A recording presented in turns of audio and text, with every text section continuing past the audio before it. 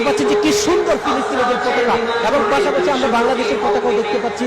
ফিলিস্তিন এবং বাংলাদেশের পতাকার সমন্বয়ে, অর্থাৎ বাংলাদেশের জনগণ যে ফিলিস্তিনের পাশে রয়েছে সেই আহ্বান, সেই গণজোয়ার তারা জানান দিচ্ছেন, এবং নানা ধরনের প্রতিবাদী গান বাজানো হচ্ছে।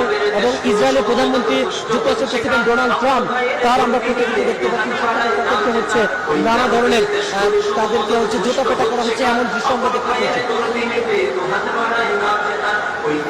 ফিলিস্তিনিদের পতাকা দেখতে পাচ্ছেন আমরা আমরা দেখানোর চেষ্টা করছি ফিলিস্তিনি সেই পতাকা কিভাবে তারা নেড়ে তাদের পক্ষে সমর্থন জানাচ্ছে।